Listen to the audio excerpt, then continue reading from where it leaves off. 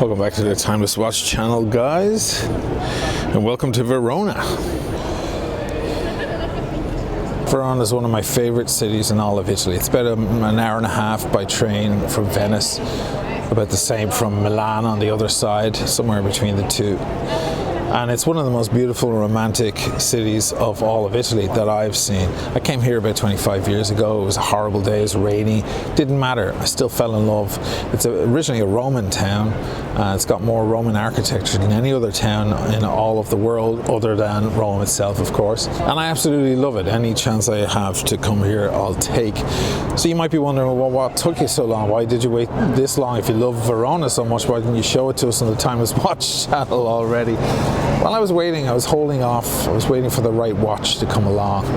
I needed something that would kind of suit the beautiful, creamy brown colors of Verona. They have that kind of red brick, deep, rusty brick color and so on. And I think the right watch came along.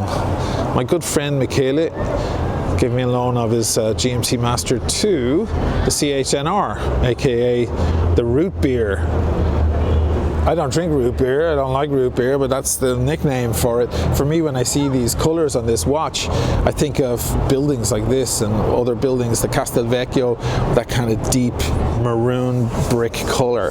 So I think this watch is going to be perfect. Also, it's coming up to Valentine's Day, and Verona is where Romeo and Juliet are from. That's where that whole story originates from. I want to show you guys the watch stores. Wait till you see the kind of stuff they have here. This is nuts. This is a larger town than some of the other towns I brought you guys to. I want to show you inside that amphitheater.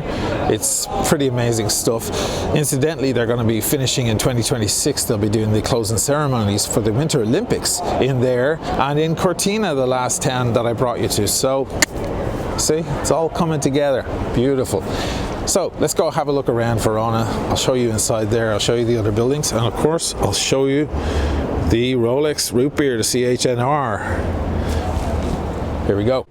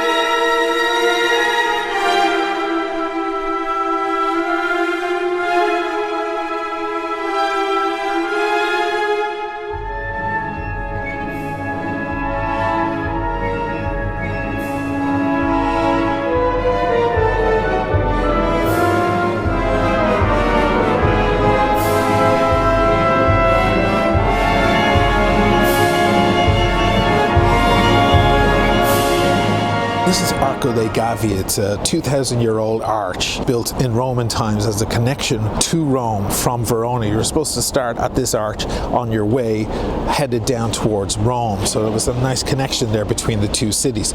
Now the French demolished it under Napoleon. They didn't see the significance of this thing. They demolished it. Damn French. And all the pieces were taken to Arena de Verona, the amphitheater, and they were stored there for centuries. When Mussolini came to power, he was like, no, I want that thing rebuilt because that signifies Rome. They didn't know where to put all the pieces.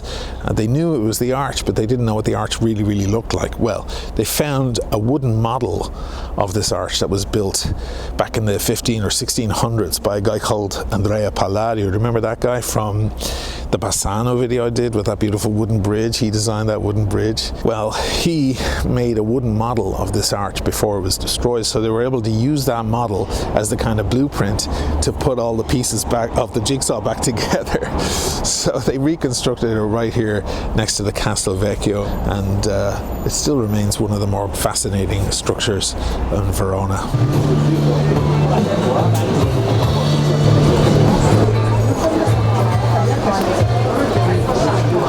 One of my favorite things in the world, strawberries and cream, because the cream knows. That's a joke for anybody who knows me well.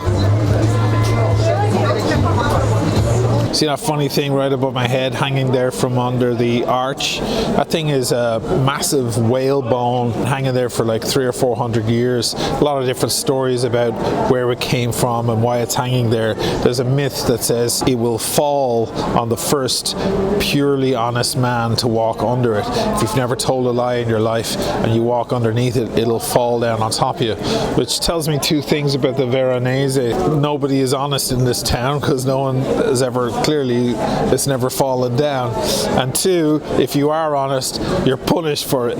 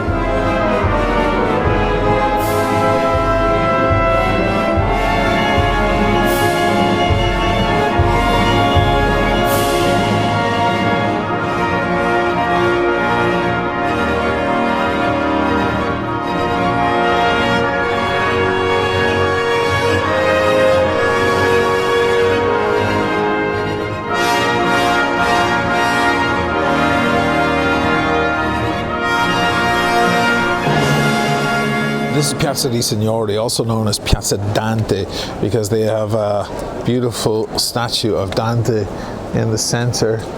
He was actually banished from his original town of Florence and came to Verona as a sanctuary of sorts. Spent a few years here and they put this beautiful statue of his. Of course, he was considered the father of the Italian language. There's also a beautiful statue of Fracastoro, the famous poet and doctor and astronomer, holding a sphere which represents the planet Earth. And it's said that if a true gentleman were to walk under that arch, Fracastoro would drop the sphere down on him. So again, these Veronese don't seem to like these perfect gentlemen or honest men at all, do they?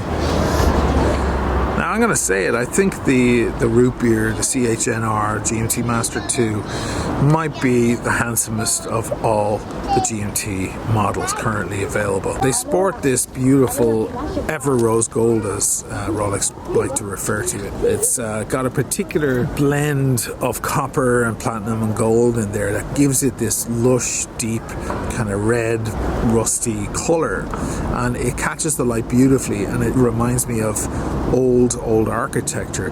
Behind me I have the Castel Vecchio, which is a medieval military fortress.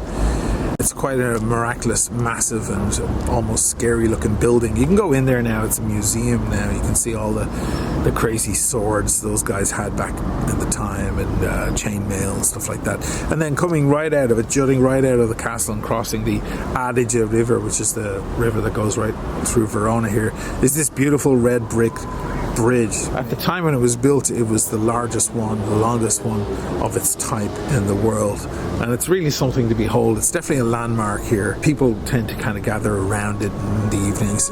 There's a kind of a stony beach down here below. People walk their dogs, and families go for a walk in the evening, and friends meet up to smoke cigarettes or a joint or whatever.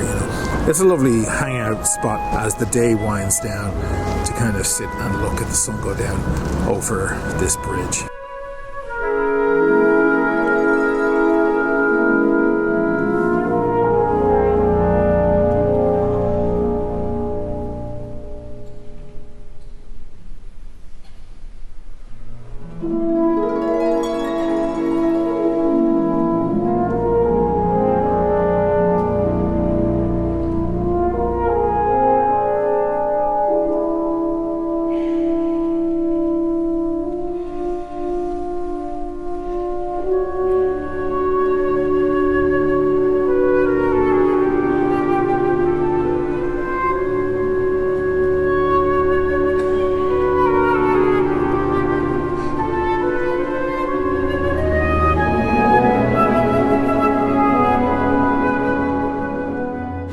is known as the City of Love. It's the setting for maybe the most famous love story ever told, Shakespeare's Romeo and Juliet. And behind me here is Juliet's house, Casa di Giulietta, where people come from all over the world to see that beautiful balcony where apparently Juliet stepped out to answer Romeo's call from below. There's a beautiful statue of her. Apparently it's very good luck to touch one of her breasts while you're here. So all day long there are tourists taking photos with their hands on poor Juliet's boobs. She's molested all day long. It's kind of a romantic spot. Lovers and couples come from all over the world to write a note on the wall, a love letter, a little love note, and stick it to the wall. And a lot of people bring love locks, little heart-shaped locks, write a little love note on it and lock it to the gates on the inside.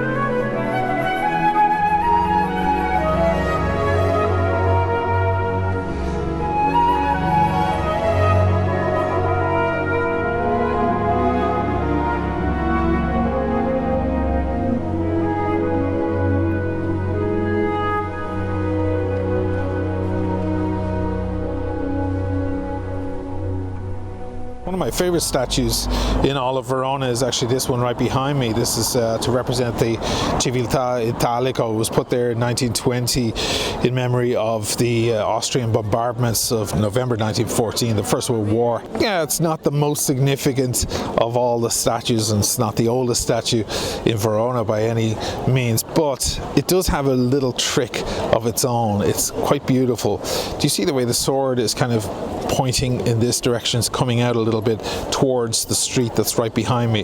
Well, around the corner here, just above my left shoulder, right there, you see the sun is beginning to peek around. Pretty soon the sun's going to come around at exactly the right angle and beam right down the street and catch just the sword by itself. So the whole sword kind of illuminates, and for about 10 or 15 minutes it looks like she's holding a real sword. It's kind of shining. It looks like the Star Wars poster or something like that. It's pretty cool. Well, here at the Cathedral of San Anastasia, the superstitions of Verona continue. As you walk in, you'll notice two statues of hunchbacks, one to your left and one to your right, that seem to be holding up those first two large pillars. And it's said that it's very good luck to give them a pat on the back or a rub on the back. Just tell them you're doing a good job.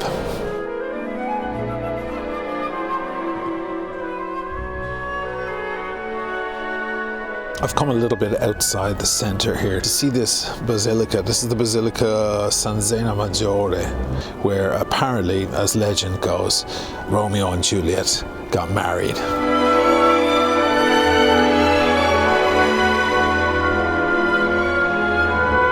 There's a little chapel underneath the main chapel inside. You go downstairs and there's a second chapel underneath there where apparently they tied the knot.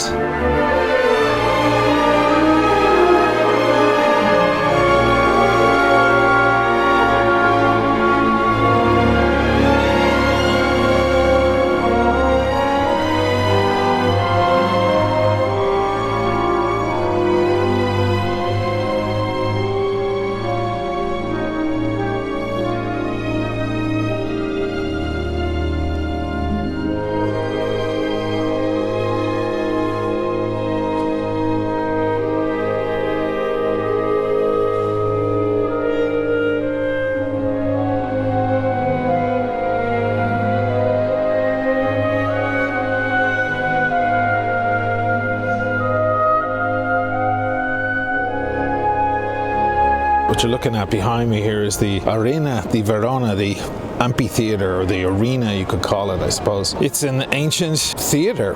Have you ever seen that film, The Gladiator, with, what's his name, Russell Crowe?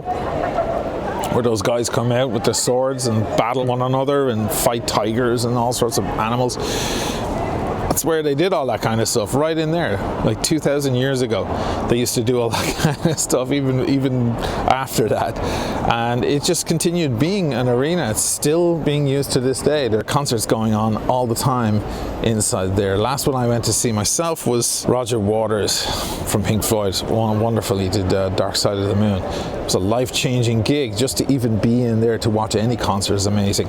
They normally do a lot of opera, the famous, you know, the Aida, Verdi's Aida normally goes on in there. If you're on the hunt for a ticket for your favorite singer or rock band, look through their European dates and see if there's a Verona date in there. If there is, guys, jump on a plane and fly and see that artist here, because they're probably going to be playing it here in the arena. And believe you me, it will double the experience. You'll never forget it.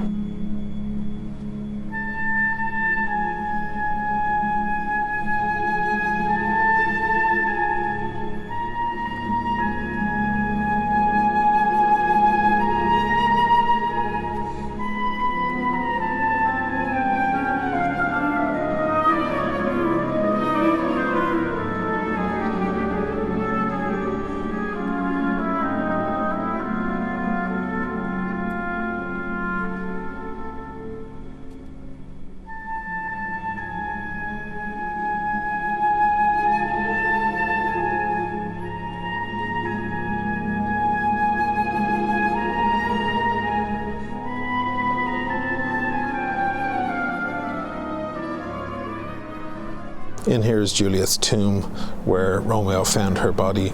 She was actually only sleeping, of course, but he thought that she had drank the poison, so he joined her in death by drinking the poison also.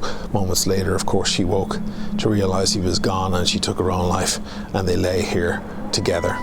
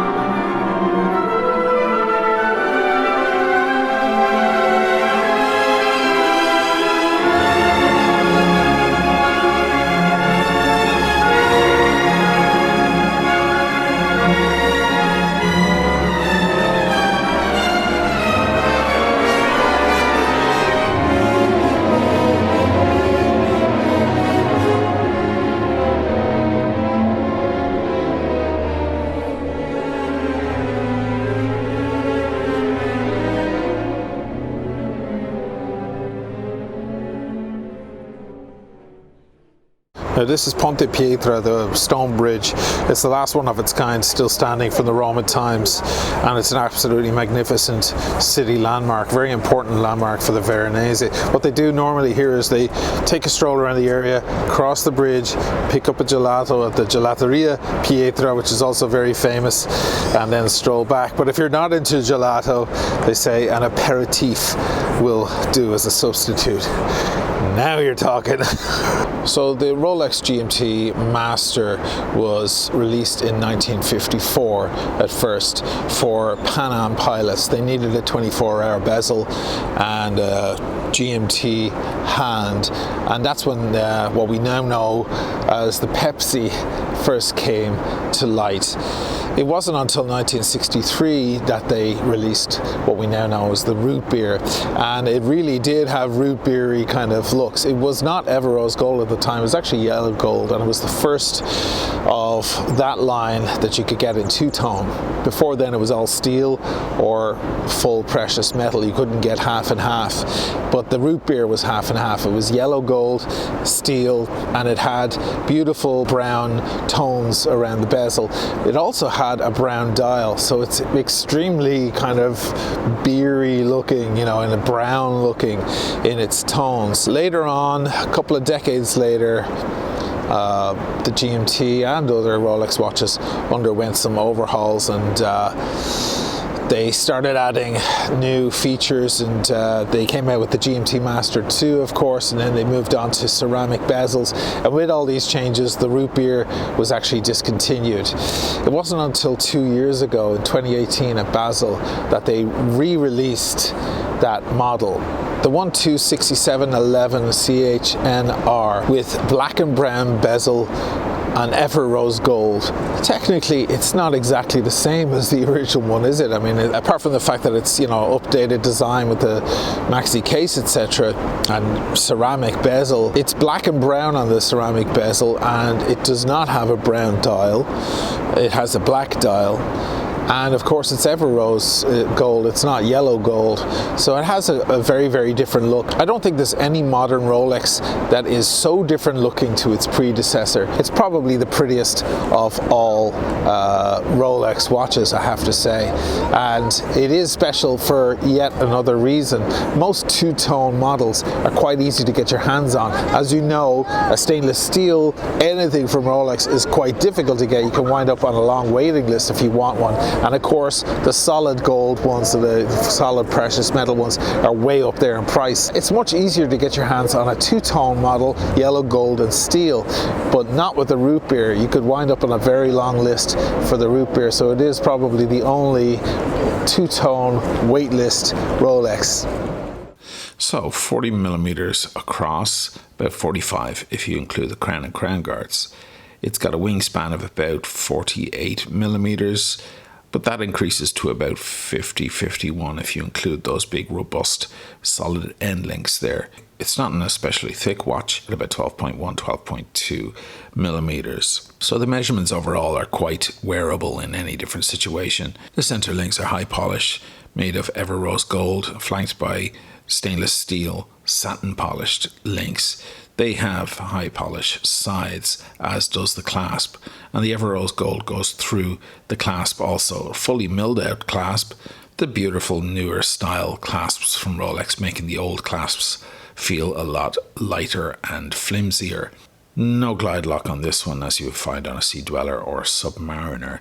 Instead, they have this simple Rolex Easy Link. It's about 5 millimeters of adjustment. It's pretty much the same as removing or adding a link, only you don't have to get out your micro tools to do so. The bezel is ever rose gold with this ceramic insert, and all of these numbers are welled out and filled with ever rose gold also. Because of the platinum in that ever rose, there won't be any fading of colour on those numerals. Being a GMT watch, it has that GMT hand for an extra time zone. And the bezel being bi-directional offers you the option of a third time zone if necessary. The dial itself is high black gloss as opposed to its predecessor, and each of the indices and the hands all sport the Rolex proprietary ever rose gold, which has a beautiful, deep, exotic look to it. Now, rather than the 3135 movement, which is what you'll find in most Rolex GMT models, they have the new 3235 with the Breguet overcoil hairspring, which is essentially anti-magnetic, and it has a much improved 70 hours of power reserve. Still 100 meters water resistant with a screwed down crown and triplock system. And of course the date complication there with the Cyclops for easy viewing. But I have to say, the most beautiful of all the GMT watches from Rolex, and perhaps one of the most beautiful of the entire Rolex catalogue. So let's look at one of my favorite watches of all time, set to the unmistakable colors of the mystical and romantic Verona. Thanks for watching, guys.